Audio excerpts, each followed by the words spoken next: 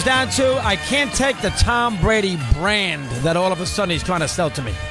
I mean, when he has not exactly been forthcoming in the last 17, 18 years. And now I got to deal with the Tom Brady brand and Grandpa. I mean, I bet my summers on the lakes of Maine, lakes of Minnesota. Oh, pipe down. Nobody cares. Trust me. Nobody cares. They might care in Boston because, they love their heroes, and the Bostonian might care. We get that. The Patriot fan who lives up in, northern Vermont, who can't get another they'll watch. The rest of the world doesn't care.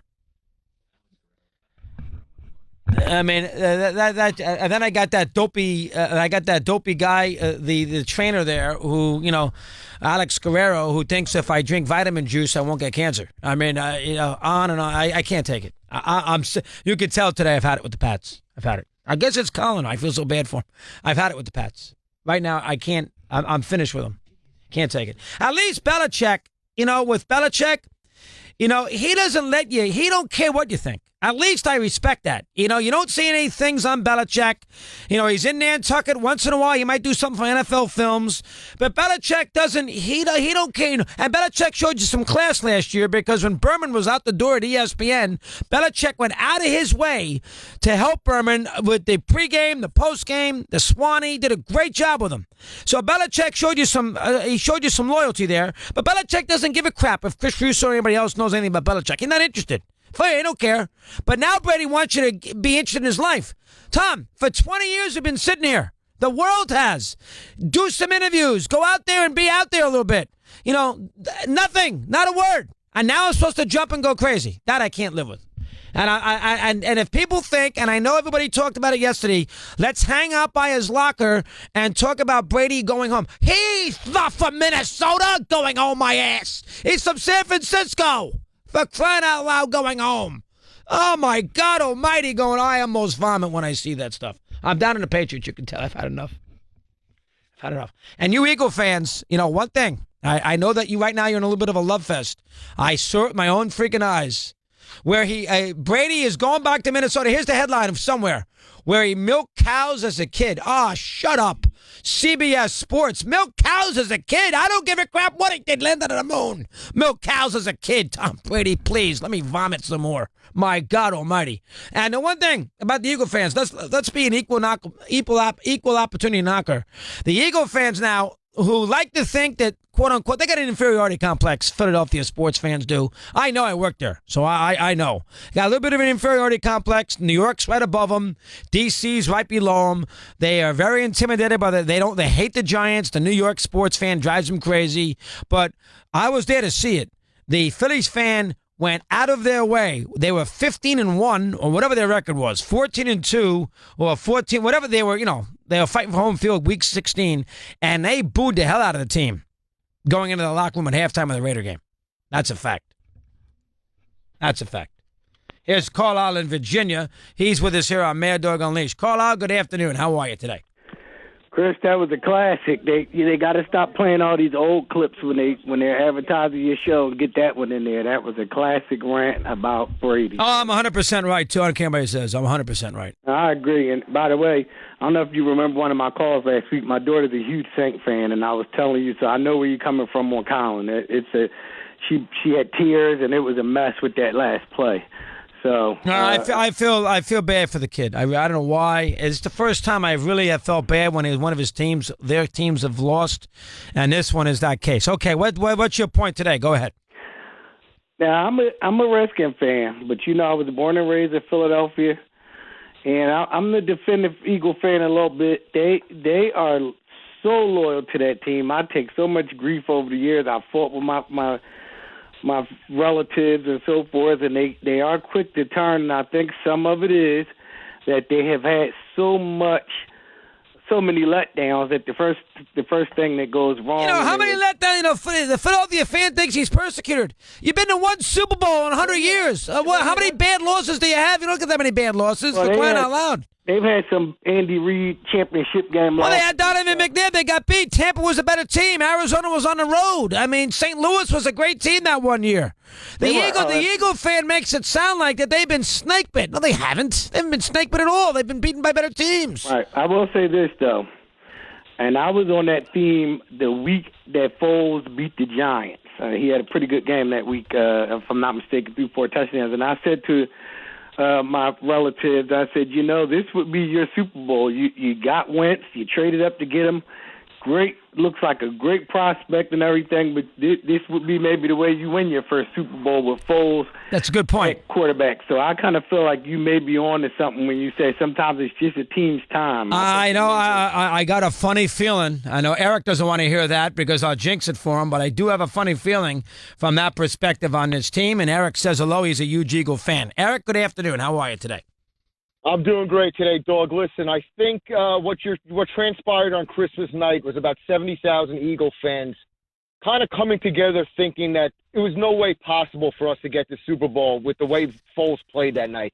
It wasn't so much hating on the team, just the way the quarterback in particular looked that night. It's almost like we knew going into the postseason as a fan base, unless things drastically change, there's no hope for this football team. And you got to give Doug Peterson a lot of credit. Yes, you do. And you've been on him. You've been on him a lot. No more. I'll be the first to admit. I'm eating a lot of crow. I was not a big fan of the hire last year with Doug Peterson. He's very spotty with his play calling last year. He's done a complete 360 this year. What he did in the week leading up to the Falcon game with the run pass option last week, finding the exact game plan to beat the Falcons. Here you think going into this game, we're maybe going to run the ball more, maybe some short passes with the screens.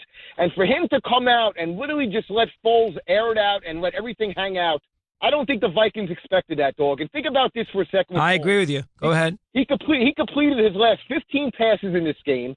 Outside of the first down, the first third down incompletion, he was 10 of 10 in his last third down completions. He was 13 out of 14 for $172 and 2 touchdowns under pressure in this game. I mean, you would have thought John Elway was playing quarterback last night. No, it's a superb performance. This game reminded me a lot of that giant Minnesota game in 2000 with Kerry Collins. It reminded me we know different franchises, but the Giants hit him that day badly, 41-0. Kerry Collins was unbelievable like Foles was. Minnesota gets hit by a right hand early at the Meadowlands, never respond. Philadelphia hits him with the right hand yesterday, they never respond. Reminds me a lot of that game for some reason. Go ahead. Absolutely, Dog. And I think a lot of credit needs to go to Malcolm Jenkins. He's kind of the vocal voice for that defense. Dog, I read a lot of articles after Carson went down, and he spent that entire plane ride home from Los Angeles basically preventing some seed of doubt creeping in with the players. I think he's been the vocal leader of that defense. They're a likable group in the sense that they like each other. You could tell they like playing for each other.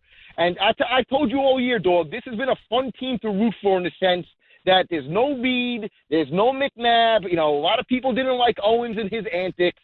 This is a likable group. It started with number 11, and it's carried over to a lot of these guys on the team. And you can see on the sidelines last night, late fourth quarter, 6 minutes ago, them dancing, them hugging each other. I just think the city's embraced this team, and I totally agree with you, Dog. I don't know what's going to transpire in 13 days. I'll worry about what they got to face next week. Now's not the time for that. But I got a feeling this is a team of destiny. And that's why I told you on Friday when I spoke to you that if they would have lost this game, I would have been devastated because, to me, I looked at it as Case Keenum on the other side. Vikings didn't have a big-time offense. I knew if the Eagles could have made a couple of plays in the fourth quarter, they win that game. But you know what? I don't think anybody in America saw what we saw last night coming. And it was a total team effort. This team has every right to hang with New England. And I'll tell you this. They better make the 3 or 4 plays that you need to make against Brady and Belichick to win the game because that's essentially what it comes down to. And you have to be perfect in those situations.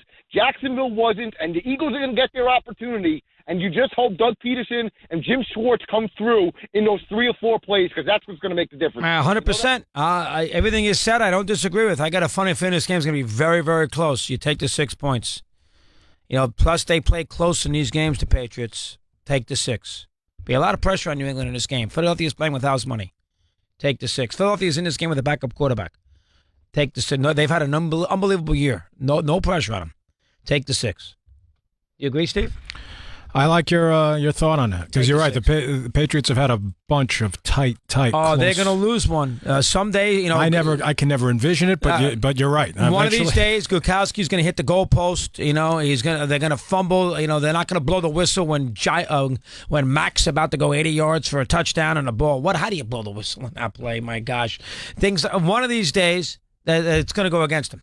And I don't know how you feel about it, as I just screamed and yelled. Nobody in America gives a crap right now about he's going to go milk cows in Minnesota.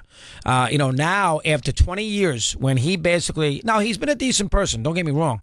But after 20 years where you couldn't get anything out of him, you couldn't find him anywhere, no interviews, nothing. He gave us 4 minutes of what C on Friday as far as his availability for Sunday. Now, I'm supposed to care that he shot BB guns with little grandpa when he was an 8-year-old kid. I'm sorry. You're not going to tell me that. You're not going to sell that to me. And I don't give a crap about Giselle and what he does in the offseason in his workout room. I am not interested.